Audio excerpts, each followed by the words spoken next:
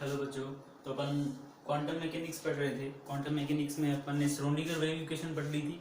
Dependent, time dependent और time independent दोनों पढ़ ली थी। तो बच्चों आज का जो टॉपिक है वो है एप्लीकेशन ऑफ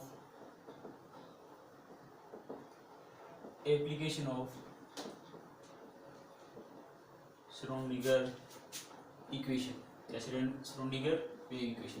तो बच्चों ये जो अपन ने श्रोडिंगर इक्वेशन पढ़ी थी उसके यूजेस कहाँ हैं, वो अपन कहाँ अप्लाई करेंगे, वो अपन बच्चों आज पढ़ेंगे। इसके दो यूजेस है, मेनली दो यूजेस है।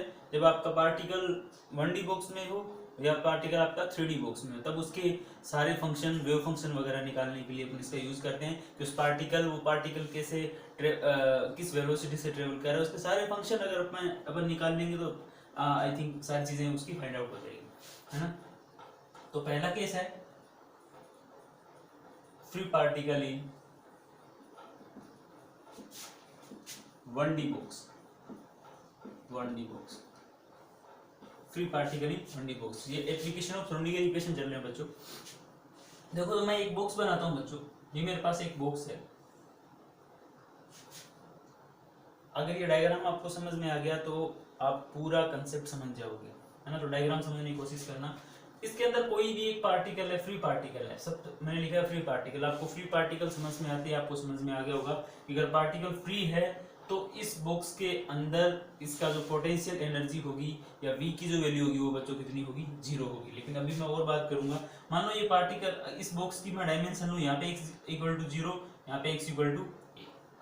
तो बच्चों ये जो है इसकी जो वॉल है इस बॉक्स की, वो है इनफाइनाइट पोटेंशियल की, इनफाइनाइट पोटेंशियल। तो अगर आप बताओ बच्चों, अगर यहाँ पे पोटेंशियल अगर इनफाइनाइट रहेगा, अगर पोटेंशियल इनफाइनाइट इस वॉल पे रहेगा, तो क्या ये जो पार्टिकल होगा, इलेक्ट्रॉन है, कुछ भी है, क्या पार्टिकल इसके ऊपर स्ट्राइक करेगा? कभी भी स्ट्राइक नहीं करेगा, ना कभी इसको पेनिट्रेट करने की कोशिश करेगा, क्योंकि इनफाइनाइट पोटेंशियल है। तो इसको हमेशा इधर से कोई ना कोई फोर्स लगेगा जो इस इलेक्ट्रॉन को या जो भी पार्टिकल होगा उस पार्टिकल के ऊपर हमेशा उसको मोशन में रखेगा, क्योंकि ये वॉल क्या है, इनफाइनाइट पोटेंशियल।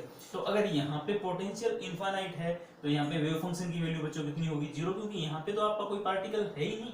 एक्चुअली में अगर देखा जाए तो यहाँ पे पार्टिकल आके कभी स्ट्राइक नहीं करेगा और ना कभी इसके ऊपर हर टाइम फोर्स लगता रहेगा, तो ना कभी बाहर। यहाँ अगर मैं बोलूँ कि यहाँ पे क्या इलेक्ट्रॉन ही एग्जिस्ट करेगा, बिल्कुल नहीं करेगा। ये बॉक्स के अंदर ही हमेशा क्या करता रहेगा, मूव करता रहेगा। ये आपका क्या है, free particle in 1D box. तो बच्चों इतने से काम चल जाएगा? इतने से काम नहीं चलेगा। अब इस पार्टिकल के बारे में अपने को वेव फंक्शन निकालनी पड़ेगी। ये पार्टिकल किस वेव नेचर का है और ये पार्टिकल के इस वेलोसिटी से मूव कर रहा है, ये सारी चीजें अपने को फाइंड आउट करनी होगी। तो बच्चों आपको पता है कि टाइम इंडिपेंडेंट इक्वेशन क्या थी आपने, टाइम इंडिपेंडेंट इक्वेशन। मैं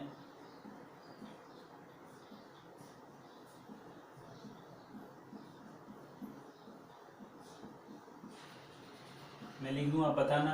यही क्या, यही थी इक्वेशन, है ना। हो सकता है साइन के यहाँ क्या हो, x हो, यहाँ पे भी x, यहाँ पे भी x, क्योंकि मैं 1D की बात कर रहा हूँ, 1 डायमेंशनल की बात कर रहा हूँ। तो आपके पास कोई पार्टिकल है जो 1 डायमेंशनल में क्या कर रहा है, मोशन कर रहा है। तो ये इक्वेशन होती है टाइम इंडिपेंडेंट। मैंने आपको लास्ट ले, अगर आपको ये पता नहीं है इक्वेशन कहाँ से है, तो आप जस्ट इससे पहले वाला वीडियो देख लेना, इसमें लास्ट में ये इक्वेशन निकली है। तो ये इक्वेशन है। अगर मैं बात कर रहा हूँ कि अगर आपका ये जो x है, अगर इसकी लेंथ कितनी है, a है, तो जो लेंथ कितनी है इसकी, a, आपको पता चला x इक्वल टू 0 से x इक्वल टू a। तो अगर मैं बात कर रहा हूँ 0 से लेके a के बीच में, अगर ये पार्टिकल कहाँ पे है, 0 से लेके a के बीच में है, तो इस कंडीशन में आपको पता होगा यहाँ पे ये जो 0 से लेके a के बीच वाला एरिया है, क्योंकि ये लाइन और ये लाइन नहीं ले रहा हूँ, इन दोनों कंसीडर नहीं कर रहा हूँ, उसके बीच का, क्योंकि 0 से ग्रेटर देन और इससे a से लेस देन। इसका मतलब इस केस में हमेशा v की वैल्यू बच्चों क्या होगी, 0 होगी, क्योंकि इनफाइनाइट पोटेंशियल इस वॉल के ऊपर है, यहाँ पे नहीं है। यहाँ पे पोटेंशियल कितना है बच्चों, 0 है। इसका मतलब इस इक्वेशन को क्या मैं ऐसे लिख सकता हूँ,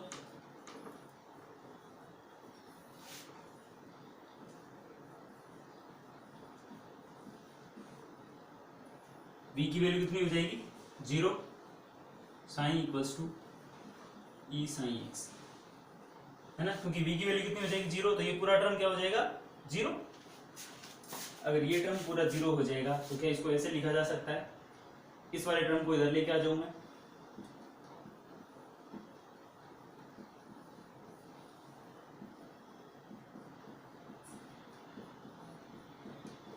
लिखा जा सकता है। 2m/h² से मल्टीप्लाई कर दूं पूरी इक्वेशन में 2m/h² से, तो यहाँ 2m/h² से मल्टीप्लाई करूंगा तो 2m से 2m कैंसिल और h² से h² कैंसिल, तो ये हो जाएगा 2me/h² sin x = 0। ये इक्वेशन बच्चों कितने बच्चों को समझ में आई? अगर ये समझ में आ गई इसका मतलब आपका आधा काम हो गया। इसका कुछ भी नहीं किया मैंने, ये जो इक्वेशन थी v की वैल्यू 0 पुट कर दी, क्योंकि आपको रीजन बता दिया, फिर 2m/h² से मल्टीप्लाई कर दिया, तो अगर यहाँ से 2m/h² से मल्टीप्लाई करूंगा तो h² यहाँ से यहाँ कैंसिल, यहाँ से यहाँ कैंसिल, और यहाँ क्या आ जाएगा 2m/h², है ना। तो ये अब देखो, अगर ये वाली वैल्यू है इसको मैं एक कांस्टेंट मान रहा हूँ, इसको कांस्टेंट मान रहा हूँ k²। बोलोगे सर ऐसा क्यों किया, ये कांस्टेंट क्यों माना? अभी आपको बता देता हूँ। देखो अगर ये ∇² sine upon ∇x² plus k² sine x = 0, बच्चों ये इक्वेशन आपने 12th क्लास में देखी होगी। इसको अपन क्या बोलते हैं? Differential equation. ये आपकी क्या है? डिफरेंशियल इक्वेशन है। कितने ऑर्डर की है? सेकेंड ऑर्डर की। सेकेंड ऑर्डर की आपकी क्या है? ये डिफरेंशियल इक्वेशन। अब इसका सॉल्यूशन आपने जरूर पढ़ा होगा। इसका सॉल्यूशन क्या होता था? इसका सॉल्यूशन होता था sine x = a sine kx plus b cos kx। इसका सॉल्यूशन होता था a sine kx plus b cos kx। ये इसका सॉल्यूशन होता था कि नहीं होता था? बस इसीलिए मैंने क्या किया, ये जो, क्योंकि देखो ये सारी चीजें अपने लिए एक कांस्टेंट है, इसको मैं कोई कांस्टेंट ही मान सकते हैं इसका भी, ये कांस्टेंट है। एक टर्म ले सकते हैं इसकी जगह, इसके बाद में वैल्यू निकाल देंगे। अपन बहुत बार ऐसे करते हैं, इतनी सारी वैल्यू है, इनको एक मान लेते हैं कि वेरिएबल तो यहाँ पे केवल x है, x के रिस्पेक्ट में वेरिएबल है। क्या इसमें कहीं पे x था? नहीं था, x केवल इसमें था। तो ये सारी अपने लिए कांस्टेंट थी, तो कांस्टेंट को अपने k मान लिया और उसको अपन उसकी वैल्यू भी निकाल देंगे लास्ट में। तो अब जल्दी से इसको नोट डाउन कर लीजिए, इसके बाद अपन पढ़ते हैं।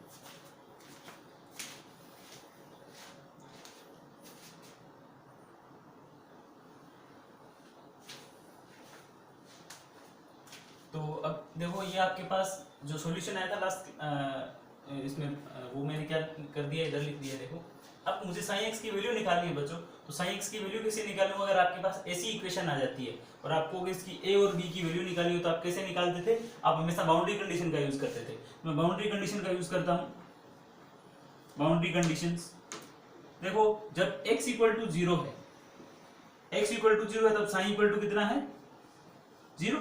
जब x = 0 तो साइन = 0, x की वैल्यू 0 और साइन की वैल्यू 0 पुट करके देखो कि क्या वैल्यू आती है इसकी। यहाँ पे x की वैल्यू, साइन की वैल्यू कितनी होगी? 0। a साइन k, x की value 0 plus b cos x की वैल्यू 0, तो पूरा 0 है ना। तो a साइन 0 की वैल्यू 0, तो यहाँ हो जाएगा 0 = b cos 0 की वैल्यू कितनी? 1। इसका मतलब यहाँ से b कितना आ गया? 1 आ गया। आया कि नहीं है? b की वैल्यू 1 आ गई। ऐसे ही आप b की वैल्यू 1 कहां से? b × 1 b की वैल्यू कितनी आ गई? 0। ठीक है, अब b की वैल्यू पुट करो। Sine x = a sine kx, a sine kx, b की वैल्यू 0 थी तो ये पूरा टर्म क्या हो जाएगा? 0। ऐसे ही अब एक बाउंड्री कंडीशन और है, x = a और साइन = 0। इस a की वैल्यू निकालने की कोशिश करो, कितनी आती है? देखो बच्चों, तो यहां से आप वैल्यू पुट करोगे, साइन की वैल्यू 0 और x = k है, तो उस इक्वेशन में ये वाली इक्वेशन थी अपनी, इसमें पुट करो तो sine = 0 a sine k a। ठीक है, और b पहले से 0 था, इसका मतलब यहां से आपके पास आ गया a साइन k a = 0। ठीक है, क्या बच्चों a 0 है? अगर a भी 0 हो जाएगा तो ये फंक्शन ही नहीं बचेगा, क्योंकि b की वैल्यू वैसे ही 0 होगी, a की वैल्यू 0 होगी। इसका मतलब a 0 नहीं है तो क्या 0 है? Sine k a 0। और आपको पता है अगर साइन k a की वैल्यू 0 है तो k a जरूर क्या होगा? n पाई होगा, क्योंकि पाई 2 पाई 3 पाई 4 पाई 6 पाई ऐसे, क्योंकि पाई की वैल्यू 0 होती है तो k की वैल्यू क्या हो गई? n पाई। और यहाँ से आपके पास k की वैल्यू क्या आई?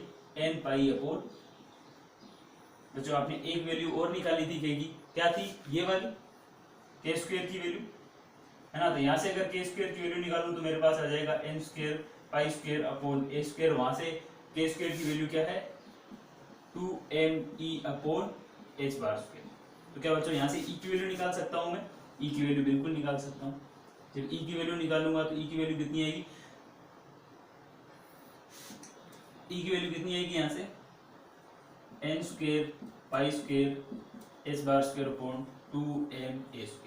तो बच्चों ये किसकी वैल्यू है, ई की, और ई एन बोलूँ तो और अच्छा है क्योंकि एन की वैल्यू 1 होगी, 2 होगी, 3 होगी, सबके लिए अलग वैल्यू होगी। तो ये मैंने किसकी वैल्यू निकाली, तो कैसे एक बार कंपेयर किया है, लेकिन आपको पता चल गया कि साइन एक्स की वैल्यू क्या है अभी, ए साइन के एक्स, इतनी वैल्यू है बस, है ना। और के की वैल्यू आपको पता है, के की वैल्यू कितनी है, ए साइन के की वैल्यू एन पाई अपॉन ए इंटू एक्स।